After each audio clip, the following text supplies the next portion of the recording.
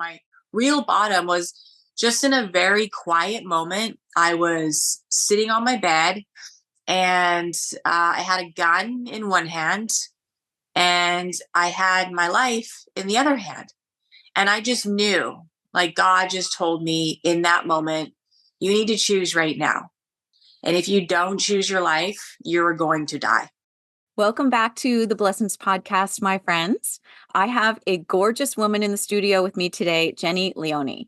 Jenny is serious about being sober, as I am too. And she spent many years not sober and involved in a dark world where someone on the outside looking in might have thought that she had it all: fancy cars, great clothes, and a real life model's body and face, the kind of Hollywood lifestyle that we see. But on the inside, she was hollow. And the identity that she had carved out for herself wasn't her at all. And that's what substance abuse will do to a person. It makes you someone you are not. Jenny is now a courageous wing woman for those who want to join her in recovering out loud. Her podcast, Jenny's Sober Lifestyle, brings stories of survival and empowerment to the masses. She has a supportive recovery community and an outpatient facility in Orange County, California. She gets candid about the underlying causes of her own addiction so others can be brave enough to get into their past and uncover the causes of their own struggles. She's beautiful and warm, and you are going to love her. Welcome, beautiful Jenny. Wow, that is a great intro. Thank you so much. I just want to use that for everything. I'll give you a copy. All right, so we're going to get into your life story, but first, I like to start out with a big question. Hmm? If you could teach everyone in the world one thing, what would that be? Oh my goodness. Right off the top of my head, I think I would say gratitude, because if you can truly learn what gratitude means, then your life in itself is a blessing. It's if you can stay in a state of gratitude, no matter what is going on, the ups and downs, you can always look for something positive, something good that's going on in your life. And so I truly have, in my mind, mastered that space as well as I can, and that I live in a space of gratitude. I wake up, I do a gratitude list, and I stay in that space all day, and I end it at the end of the day as well. And if things are going wrong, which, hey, yes, we get into recovery, but life still happens, but I'm able to pause and get into gratitude. So I would teach gratitude. I love that. It sounds so simple, but it is so profound, and Yeah. it's really something that helps me too. I love that. Thank you for that. So where were you born, Jenny? I was raised in Canada, so I live out in the States now. But yeah, I was born in Vancouver, Canada, which is in the province of British Columbia.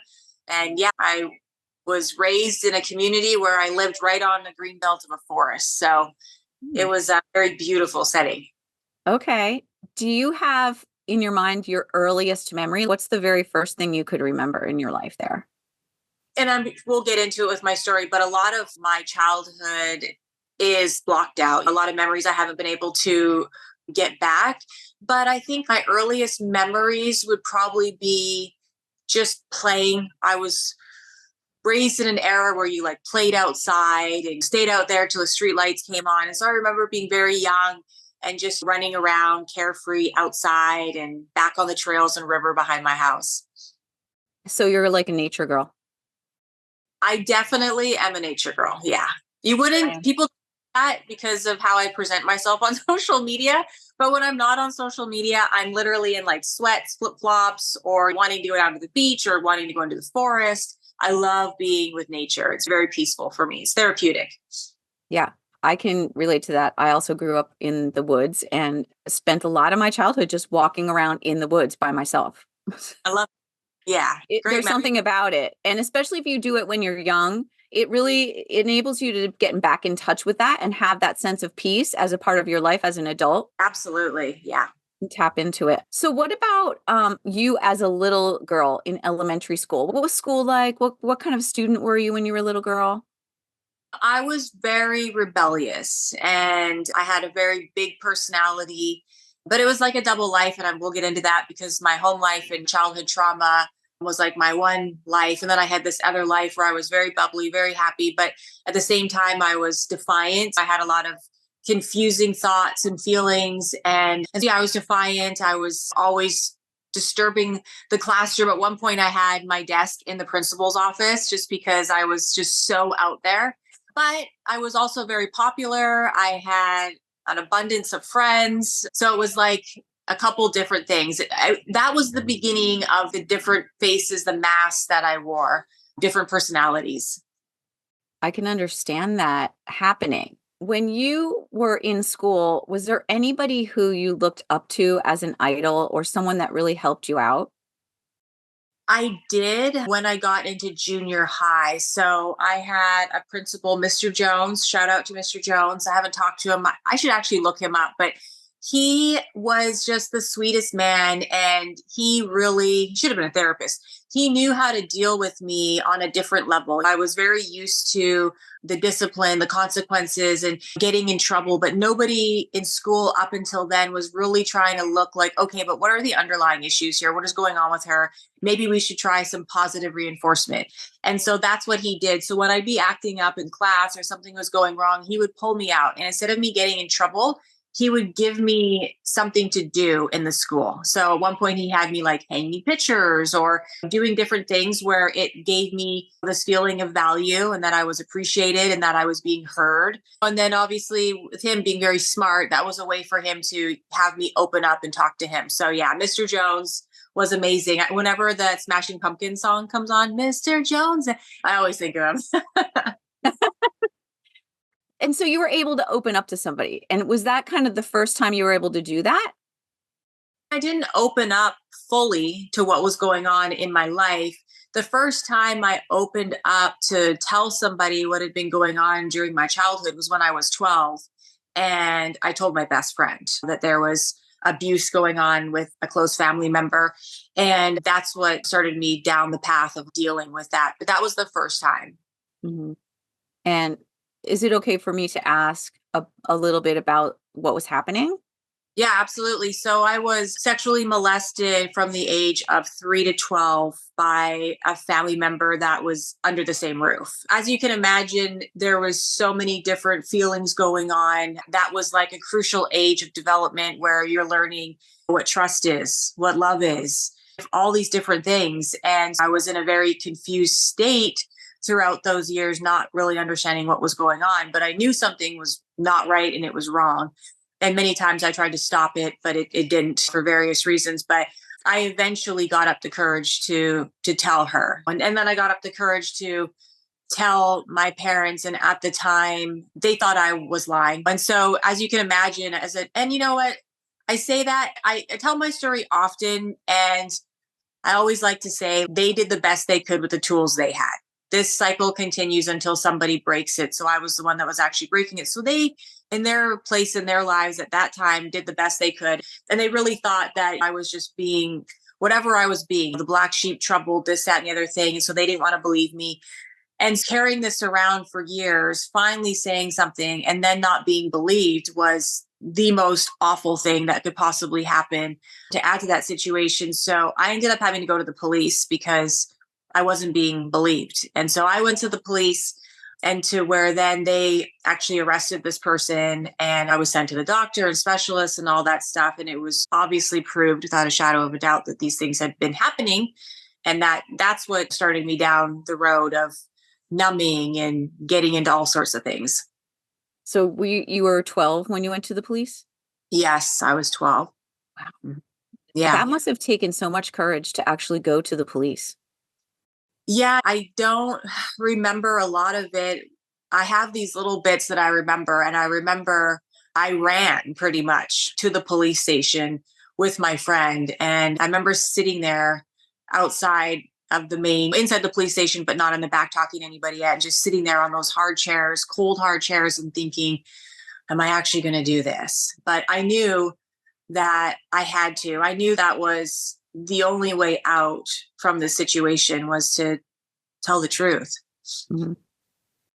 Wow. I can't even imagine. How did you feel after you finally told someone and something happened? Somebody finally helped you. I didn't feel better at all in the immediate because it was complete chaos of what happened after. He's passed now, but my dad at the time, again, just where he was in his life. He disowned me. He went into a mental breakdown and had to be hospitalized for a few days. My mom, bless her heart, she's my very best friend in the whole world. She was just doing her best. And at the time, being a young child going through this and not having any skills whatsoever, it was very much so the approach of me saying, you shouldn't have anything to do with him anymore, kind of thing. Like, how could you, if someone's raping you, that's a stranger on the street, you would never have anything to do with them again. But why is it because it's a family member that I'm supposed to get over it, or that you guys are just going to keep having this relationship? So it was like a lot. It was a very complex dynamic. So it was very chaotic. I ended up leaving. I came back. I ran away. Like all these things happened. And it really didn't get better in my mind until much later, like when I was in recovery, because I held on to that for so long and everything that involved that. But he was put on probation. He spent a few days in jail and had to do all his own work. I don't speak to him to this day, but they ended up getting him his own place. And so then I was still in the house. And it just never was the same after that. And that's why I left the country as soon as I turned 19 and came to the States. Just wanted out of that whole situation and just to start fresh. Yeah. When did you start the numbing process? When did you take your first drink? It wasn't alcohol. It started at 12. Okay. That was like back in the day where people did a lot of psychedelics, smoked a lot of weed. So I was doing that. I was smoking a lot of weed. I was taking a lot of ecstasy, MDMA, acid, just trying to get completely out of self and just in another state of mind. I did start drinking eventually after that, but it was more of like the party drugs and things like that. I had a boyfriend that was older that I was with from 13 until I left to come to the States. And so he was, doesn't seem like a big deal now, but back then it was a big deal because he was 4 years older than me. So he's driving, he had his own place, things like that. He grew up young. And so I was out with him, partying, doing these things, going to raves and just being completely wild. I went to a couple different schools, ended up at an alternative school, and just there was no possible way of me having any sort of normal lifestyle. I was refusing therapy. I was numbing myself out. I was insanely angry. I was in such a victim state of mind that it was chaotic. I worked a couple jobs here and there, and then I got in. That's when I started also to get into modeling and acting. I was able to at least get it together enough to take some acting class. I was in theater and started booking like TV shows and modeling jobs. And that's what landed me a job out here. And that's why I left to come out here to do this TV show. And then I never left. When I came out here, I didn't know anybody. So I just came out with a suitcase and $3,000 in cashier's checks and married an American that I hardly knew that was 40. Okay, we have to slow down. All right. Oh my gosh. Wow. First of all, I'm sorry you had to go through that. It's horrible for a child. And then to have to spend your entire childhood and your whole teenage years in that state of chaos. Do you ever feel like you lost your childhood? Parts of it, absolutely. But I just look at things with such a different frame of mind now because I've done so much work on myself that I wouldn't change any of it if I had to go back because of who I am today and the way I'm able to help people. Yes, when I look at it from an unhealed mind, I could say, absolutely, my whole entire childhood was ruined. But no, it wasn't. I look at it like two different lives because I had that and then I would separate myself from that. And I had friends and I did have good times. And when I was a child, my mom had me in every sport and I had fun life experiences and we'd go on vacations in the summer. And so there is those good memories. And then there was this other life that was going on. So no, I wouldn't say that I lost all of it. Trust, love, belonging, abandonment, those things I definitely lost. That's interesting because I'm really glad to hear you say that you have the positive memories because I've worked with people in coaching where they have had such trauma in their childhoods that they don't have any positive experiences in their mind. Like they can't remember anything good. They can only remember the bad stuff. And I was the same way until I started really working on myself. And that wasn't until my late 30s. So I carried that with me for a very long time. Wow. All right. So let's go to when you came to the United States with your $3,000 in your suitcase. Yeah. And so you came because you had work. You found work as a model, right? Okay. And how did that lead to this marrying this guy in his 40s? I don't want to get into all the details of that, but there was some legal stuff that I was dealing with coming from one country to another. I went impulsively down one path, which turned out to be obviously the worst decision I could ever make. So I ended up filing for an annulment within like 90 days. Mm.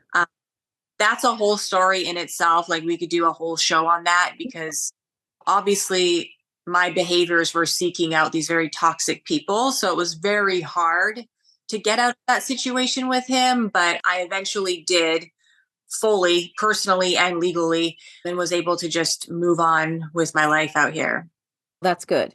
And Yeah. I know you talk about like getting into the modeling world, which led you to all kinds of work where you were working with magazines. And Yeah. can you tell us a little bit about that kind of thing and maybe a little bit about the dark side of that industry? Yeah, absolutely. When I first came out here to the States, I was just doing like mainstream modeling and TV and film. And I ended up getting an agent, and this agent dealt with more of the adult world. And it was a very slow progression that happened over 2 or 3 years, where it was like, oh, you could do this bikini shoot. Okay, you could do this lingerie shoot. Oh, if you want to do this topless magazine, it pays 100 times more. Oh, if you want. So it was this grooming, very slow progression. And back then, I had this mindset of this is amazing. I have no problem taking my clothes off. Oh my goodness, I can make so much money. Not realizing that I was so over sexualized from my childhood and was still in that space completely. And at this time, I'm taking massive amounts of Xanax and pain pills. So I'm completely numbed out. That in my head, I was just like, wow, this is awesome. I can make a ton of money and it doesn't bother me. And that slowly led into a lot of adult magazine work. I got very popular in that industry, to say the least, and eventually got contracted with Playboy doing films and things like that, girl films. And so I lived as an AKA for a decade. You can imagine, here I am. I have all this unresolved trauma. I'm in the States. I have no real family and friends. I'm taking all these pills that nobody knows about. I didn't hang out with drug addicts. So for me, it was like behind the scenes, I was doing these things just to function. And I'm making more money than I've ever made in my life. Like I buy a house in Canada, I'm driving around fancy cars, I'm living in beachfront properties. And I think, oh, I have it all together. When really nobody knew who I was because I was just this AKA. Did you feel that disconnect? Did you feel like you were in two different worlds? Not at the time. I knew something was off, but I still hadn't addressed any of the things that were going on. I wasn't addressing any of it. And so I was just partying with these people, hanging out, a lot of celebrities, big parties, Hollywood, traveling, all these things. And I was just like, wow, I've got this glamorous life. And that obviously led to some very dark times as well, on putting myself in bad situations, being taken advantage of, being raped. And I just shrugged it off because I was so numb Yeah. that it didn't. And back then, I would think, what I would think was, why don't I feel anything? I go through a traumatic experience and I could not cry. In 2007, that's when I got raped by a Playboy executive. And it was at a hotel in Vegas. And it went on for several hours. It was more torture than anything. So it was a very traumatic experience. And I didn't cry. I went to a law firm. I sued Playboy. And the lawyer at the time, I'd retained Gloria Allred's office. So very high end attorneys. And she was my attorney at first. And she ended up passing me down to one of her associates because no one's going to believe you. You have no emotions. And for the life of me, I could not make myself cry. I could not get emotional. It was very bizarre, very bizarre. That idea that people who have that kind of emotionlessness about them are somehow not authentic is such Mm. a misconception. Absolutely. because it's masking trauma and pain. Yeah. I think there are a Yeah. lot of people walking around that way and people who Oh, are yeah. just sucking it up, and it's not serving them well. It's not serving anyone well. And for people to judge others based on that apathy or perceived apathy it's a mistake. It's something Yeah. we should be more empathic to. Absolutely. And people just don't know that we need to be talking about it more. That's for sure. Cause people Mhm. just don't have that space very well. Mhm. Do you think it was a form of depression? I was never diagnosed with any sort of mental health issues except for like socialized anxiety. I think it was all because of everything that I was bottling up inside of me. Mhm. Know? Mhm. And so on the outside, I seemed very happy, successful. Oh my goodness, she's got it all together. And on the inside, I'm going like, I don't know who I am. I grew up as a child not really knowing who I was because of everything that happened. And then I come down here and I'm completely detached from reality. And then I'm taking all these medications and living by this other name. So I had no idea who I was. Mhm. And I didn't even realize that I had a real problem with drugs and alcohol. I was in complete denial because I'm the classic tale of doctor prescribed. So I'm going to the doctor, they're prescribing me Adderall, Xanax, and pain medication at different doctors that I'm getting these medications from. And over time, I'm building a tolerance. So we have to keep giving me more and more. And nobody told me, hey, you're gonna have a problem here. You're gonna create dependency on this. And the doctors never told me. I wasn't around people that were doing the same thing. And anyone that I was around, I was isolating in that space. Like they didn't know that I was taking stuff. So it wasn't until I tried to stop. One day I was like, you know what, I'm just not gonna take this stuff anymore. And I was pretty much dying in my bathtub and had to start taking them again because I could not stop. At my highest point, I'm taking, and it seems crazy to even say these numbers, but I'm taking 50 Norcos a day, 17 milligrams of Xanax, and I can't even tell you how much Adderall. Like, you should be dead, right? But I built up such a tolerance that I was having to use every 2 to 4 hours, even through the night, or else I would get sick. So I'd have my doctors, and then I'd have one person that I'd meet on the side once a week and make sure I had enough to get through. So then I became very wrapped up in that space of realizing, oh my God, I can't get off these things, but not knowing how to get off, not even knowing what treatment was. And here I am, like in front of the cameras, living this life that I feel like I can't step away from And why did you feel you couldn't step away? Because of the money? because of the money. And that's why I like to talk about this a lot with other women and men, because when you're in that lifestyle, getting out of it is very hard to do. It could be that lifestyle, it could be being an athlete and you've lived as this character and you've made all this money. You walk away, it's who the F am I? Who am I? And you have to start all over again. So I like to help people that are trying to get out of those situations, help them get out of them and rebuild their lives. So yeah, I had my son. I got pregnant in 2008. And obviously, when I got pregnant, I stopped taking everything. That was a 17-day process to get off of everything. And then I didn't use it all during my pregnancy. But I tell you, as soon as I was getting ready to go into labor, I was so excited to get that cocktail and get on those pills afterwards. Like it's all I had in my head because I didn't do any work. I was just like, all right, I'm not going to use. And then I was just right back on everything again. And then when my son was 8 months old, I checked into rehab for the first time ever.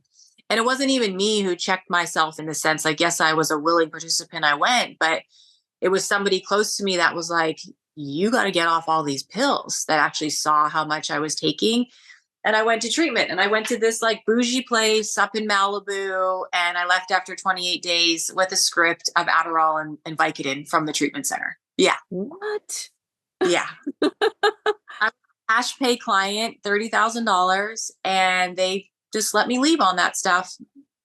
So Oh yeah, my God. Wow. and then I was just back up and running again, doing the same thing until 2016. What made you finally stop? What made me finally stop is at this point, my son is 8. I can count on two hands situations that I put him in that weren't good. But even those times, it's enough to really make you sit and go, oh my God, I need to change this. And the breaking point was when there were so many bottoms. I would go on 5150 holds in a psych ward because I would be in psychosis from staying up for days, or I would wake up somewhere I didn't know where I was with someone I didn't know. Like you would think these things would be bottoms, but I just kept going. But my real bottom was just in a very quiet moment. I was sitting on my bed and I had a gun in one hand and I had my life in the other hand. And I just knew, like God just told me in that moment, you need to choose right now. And if you don't choose your life, you're going to die. And I just knew it. It was a voice as clear as day, like us talking right now. And I finally asked for help. And that was the first time really in my life ever asking for help like that. I'd never done it.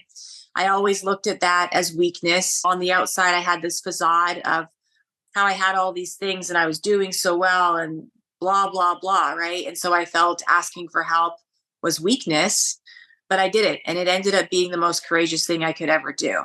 And then through that process of going to treatment and getting the help I needed, I was able to actually look at my life and the behaviors and the things that I was doing and start healing and start over, which was by far the hardest thing I ever did. I had to go from making, I wouldn't get out of bed unless I was making over $1,000. Let's just put it that way. Went from that to walking away from everything and everyone I ever knew and going back to school for drug and alcohol studies because I wanted to help people and making $16 an hour as an intern and then working my way up the ladder. But yeah, being able to be humbled in that situation was honestly one of the most valuable things that I got to experience too. That really changed my life, but showed me what's important, what's not important, and finding that gratitude. Mm-hmm. And But ultimately, it was you. That's the interesting thing, that people need to get to that moment where it's something within them that yes, causes is the catalyst to change.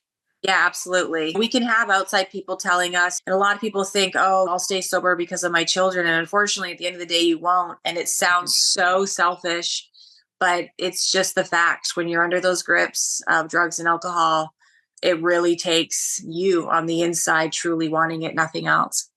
Can you just tell some of the details about how you reached out for help? What exactly did you do to get help?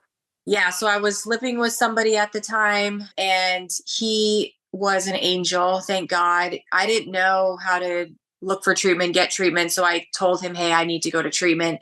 And thankfully, I was able to get insurance because at that time I didn't have good insurance. So I got a good insurance policy and had to wait a few days for it to take effect. It was near the end of the month. So if you're going through that and you have to get insurance, you got to wait until the first of the next month. And then research, went online, researched treatment centers, and ended up picking one, called and did an assessment on the phone. And they were there with an Uber picking me up, and off to treatment I went.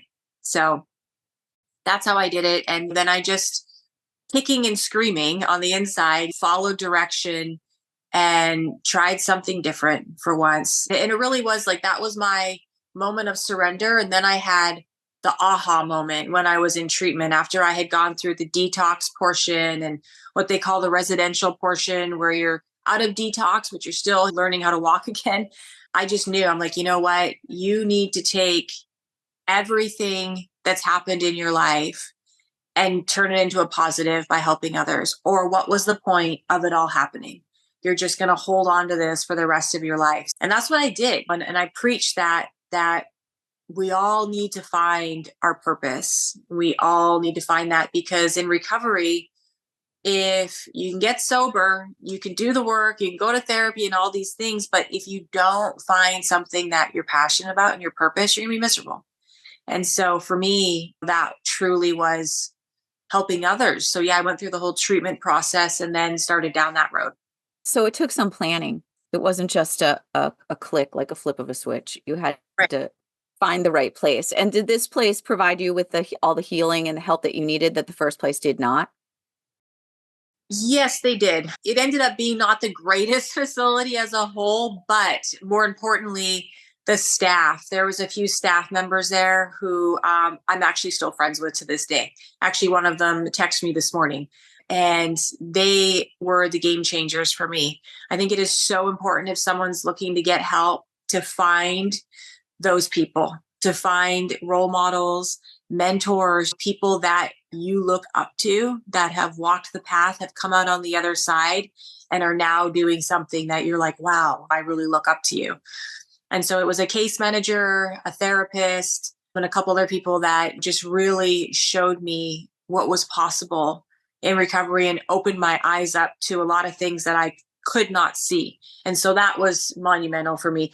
Find staff that truly cares, that you connect to. Yeah.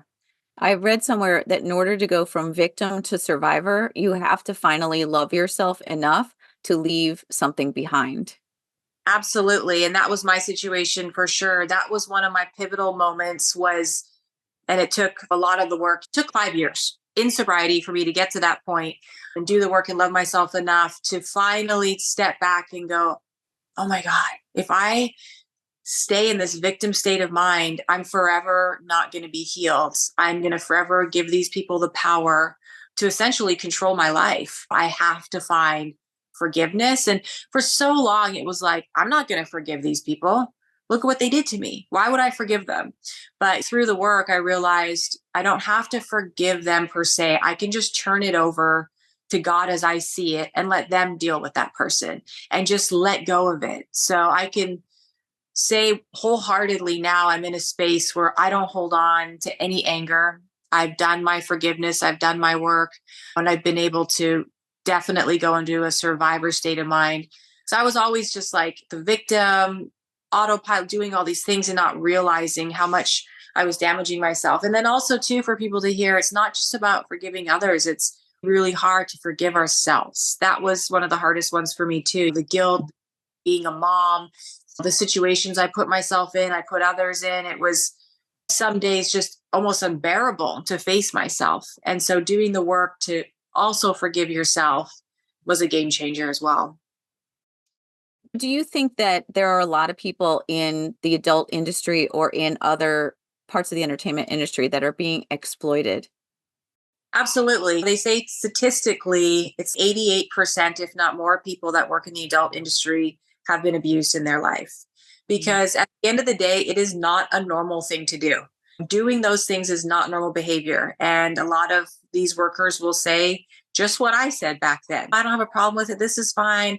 This is just my job. I have a normal life outside of this. It's not. And I'll debate that to the day I die. To each their own in where they're at in their life. But no, it's not normal and it's not healthy. And absolutely, people are being exploited and they're getting put into situations where they don't have a voice. Like for me, when I was raped by that Playboy executive, come to find out, so many other girls came forward and told me that they had the same thing happen by that man to them too.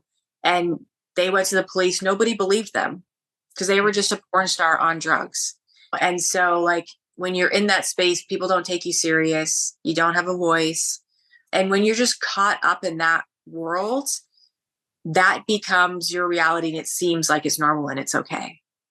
And so it takes getting those blinders off, just like coming off drugs, to then go, oh my goodness, none of that was okay. Yeah. But I love And what just you said about having the courage to forgive yourself because everybody has things like that. Maybe not that difficult or that much of a struggle or that far into a world of darkness, but we all have those things we need to forgive ourselves for. And we can and we should. And we deserve that. absolutely. And that was a big thing for me, was being like, okay, everybody has skeletons in their closet, but mine's out there for everyone to see. And that was very hard too. And that's where I've really had to get into a space of self-love and acceptance of who I am and where I've come from and be okay with that. Or else it would torture you. Like a lot of people that get in that industry, they don't realize that you're leaving that for everybody to see forever. And how are you going to deal with that in 10, 20 years from now when you have children, and maybe you meet somebody and you fall in love with that person, then sees your past. Like, it's a whole thing. Being able to get to that space of forgiveness and be okay with that. For me, I own all of it because it takes away any power of anybody trying to say anything or do anything. But I own it. That's who I am. That's who I was. If anyone asks me, I give a very honest answer about it. Me and my son have had very long, heartfelt conversations about it, and it's okay at this point. But yeah, it's very hard to move past that stuff. And so people getting involved, as I did, you're just an impulsive in the moment. I'm going to do these things, but in the moment, impulsive follows you for the rest of your life. Yeah. Yeah. It's like you can't erase the past. And No. so owning it is the best way of moving forward. And people who are aligned with you are just going to love you for who you are, no matter what. And we do change. Everyone changes. We reinvent ourselves all the time. And it's possible to be someone different in a different moment. So, what I want to know about the substance abuse is how can a person who is ready to be sober have fun and enjoy experiences without those substances? Yeah, that's a great question. And that's something I talk about a lot, being able to have that sober fun. Because when I got sober, I, again, didn't know who I was. And I had no idea how I was going to have fun again. I'm like, I cannot go out socially without taking Xanax or drinking. I can't do it. How am I going to make friends? How am I going to figure out what I like? And for me, it involved a few different things. Number one, I got a therapist that was trained in addiction studies, and we did a lot of exposure therapy for me. We go into situations like going into a crowded mall or going into a busy, loud restaurant and work through that anxiety, go through the motions of that so that I could be okay in situations like that. And then with Recovering Out Loud, I just really put myself out there with people that were on the same journey as me, because that's where you can find your tribe of people that are out having fun. So I found people at one point that were like doing sober hiking, and there's a gym that does CrossFit that's all like sober people. And then I started going kayaking with sober people. Try everything. Like, get out there. There's sober apps. You can look online and just try everything at least once, because at the end of the day, if you don't like it, you never have to do it again. And you're never going to grow unless you experience things. And yes, it's going to be uncomfortable, but pushing through that uncomfortableness is where we grow. So yeah, just go out there and try everything and see what works and doesn't work, and just do it with people that are on the same journey with you. I love that. And I think that there's a lot of people who are in the middle space, like they're not as far into drugs and alcohol as maybe you were, but Yeah. they're also not able to function in a social situation without having a couple of drinks. And that was me. Like, I ended up stopping drinking because of a health issue that I had. And I Mm. needed to just be completely non-toxic. I couldn't have any poisons or anything. So I stopped drinking. And I have to say, I still am not used to it. Not that I want to drink. I don't want to drink because I actually took a tiny sip of champagne at Christmas and I didn't even want it. I didn't finish the glass. I had one little toast. That was it. And then I Yeah. felt bad afterwards. I was like, why did I even take that sip? But I haven't been out with friends. I don't even have the same friends. And I feel like there's a lot of people who are in that situation where they want to make a change. It's maybe not as drastic as having to go to rehab, but just stopping and being sober and living life that way can be really hard because I don't know who I am. Like when I'm thinking about going to a party and interacting, I'm going to think, am I going to be fun? Am I going to still seem like I'm a fun person? Yeah. It's really a strange thing. How do you deal with that? Yeah. And that makes complete sense. And I feel that way a lot of the time too. And I stopped doing certain things that just didn't serve me anymore or made me feel uncomfortable. Like, I don't go out to like bars and things like that anymore. And if I am going to go to do something that's like dancing or something like that, I look for, there's like sober events that I can go to. But really for me, it was finding a couple people that I could go experience things with. Mhm. Because for me, yeah, the awkwardness and just the uncomfortableness of going out and sitting somewhere with a bunch of people was like terrifying to me. I don't want to do this. I'm not going to be any fun. But just getting out there and doing it with people you feel safe with, at least to start, and see how that goes. Yeah. It is fun. What's the definition of fun? Because I recently went to a dinner and everybody was getting drunk. And then as they got more drunk, I noticed how drunk they were getting. And it was so obvious. And Yeah. it was uncomfortable because then I felt like I wasn't having fun with them because I wasn't as vivacious as everyone else at the table was, you know? Yeah, like a rebirth, because it's tough because you essentially have to not maybe not walk away completely, but change the people you surround yourself with when you're going and doing those things. And that's really hard to do. So you see why people continue to drink, because drinking is so accepted. It's a social thing to do. It's everywhere. And so, yeah, that's why so many people end up relapsing or being unhealthy, because it's just really hard to do. But I removed myself from situations where I wasn't having fun, where other people are drinking. Like, I don't hang out with anybody that drinks anymore, like nobody that drinks. And if you have a family member or someone, my mom, she'll come, she stays with me. If she wants to have a drink or if we're out, I'm like, just go ahead. But if people are going out to drink and get drunk, I just won't go with them anymore. Yeah. And yeah, it can be lonely, but it's better for me to do that than go experience those things that I don't want to. I'm just like now where it's, if it doesn't serve me, if it doesn't make my life better, if it doesn't bring me happiness and peace, if it makes me feel ooh at all on the inside, I'm just not going to do it anymore. I think if you look at a typical life, we don't walk around drunk all the time. But most of our day is not being drunk. So that little short amount that you are drinking, it's not really that hard to make that change when you think about it in the bigger scope of things. True. And so I love what you're saying. It's true. You don't have to be, but there's definitely times, and I can remember times when I didn't think I ever had any sort of a problem, but now looking back, I realize that I did actually, because I Yeah. can remember people like saying to me, "Are you okay? Can you drive?" Those are big red flags when people are saying those things to you. Because if you can't go out and not drink, there's a problem. If you have drinks to go out and go to a sporting event, go to dinner, go, and you can't do it sober, if you can't take a couple weekends off from drinking, then you need to really look at that. I think there's so much information about it now, and some of the more prominent people online are talking about it on their shows.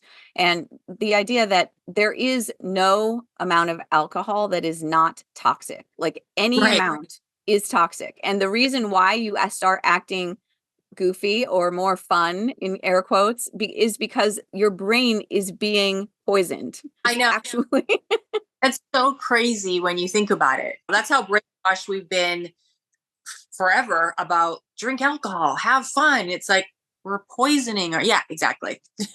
it's making you act out of character, that your true character is what's the sober person. Yeah. Yeah. If more people could embrace that, they would be more healthy. I don't really judge anybody who wants to drink, but I Yeah. just am so much more informed about it now that it's just, it opens your eyes. It makes you see things a lot differently and see the world differently. And I think that's good. It's clarity. Mm. You have a phrase you use, God shots. Can you tell us what they are? Yes, God shots. So when I first got into recovery, I struggled a lot with finding my higher power, connecting with God. And so I was told by someone very wise to start looking for God shots. And then that would help me tap into what I needed to spiritually. And so God shots are the universe, God showing us things to show us either we're on our right path or maybe take a better look at this, whatever you can come up with in the moment. For example, I could be thinking about something and trying to figure out what I'm going to do in a situation.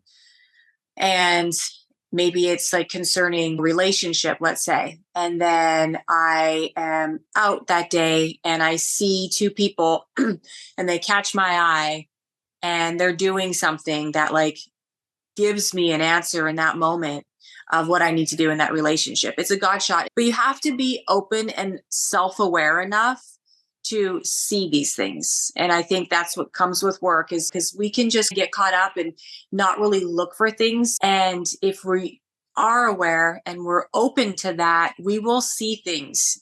God will put things in our lives on almost a daily basis that are little signs like, hey, go that way.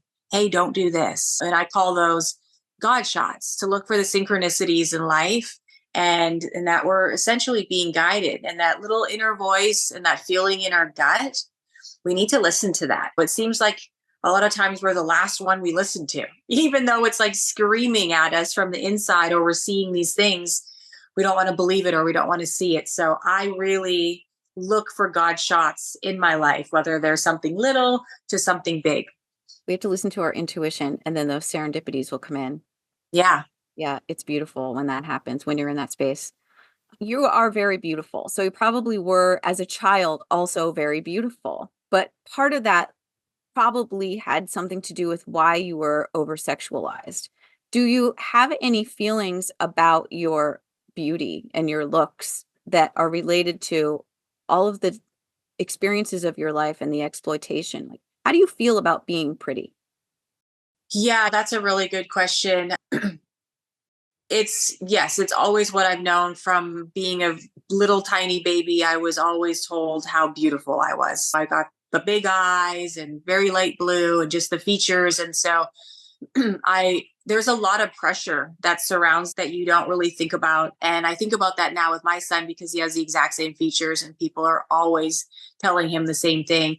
And it puts a lot of pressure on you to be pretty, to look perfect. And I put so much stock and value on who I was based on my looks.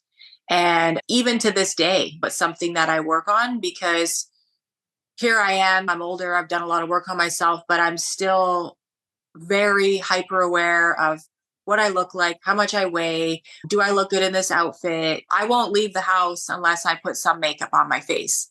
And like my boyfriend or my son will always like, what are you doing? Let's just go. And I'm like, no, I have to do this. And I know a lot of women do that, but yes, I've never known anything but that. But to now, for me on this journey to be recognized for my mind on what I have to offer on the inside is just so valuable to me because for so long it was just, oh, she's a pretty face. Oh, she's a pretty face. And nobody ever knew who I was on the inside. So it's definitely added to everything because of this. Yeah, it's really interesting to think about that. When did you get to the point where you felt you were in your true identity? My true identity, I would say 4 or 5 years into recovery. Yeah, it took that long and doing that much work where now I'm comfortable in my own skin. I'm able to look myself in the mirror and love who I see. I'm in acceptance of everything in my life and be that survivor and be able to be honest and open with myself and others and truly be vulnerable. And it took a long time. Like people think, oh, I'm going to get sober and then things are going to just get better. And they don't. For a while, it gets worse in the sense like, yes, you're off the drugs and alcohol, but now you're having to feel everything and you're having to do all this work. But you just have to just take it one day at a time. When you look at how long, like for me, I used and drank for over 20 years. I wasn't just going to be able to stop and everything just be better in a few months. It's a work in progress for sure. It feels like it's about connection because when you're young and you experience that sort of trauma, you disassociate from your identity. And then you have to get to the place where you're able to connect to yourself because you had this whole disconnect for so long. So when Yeah. you get to the point where you can finally connect to yourself, that's when you're probably better able to connect to others. So have you found that your relationships have improved now that you're sober and you have this better identity and connection to Oh, yourself?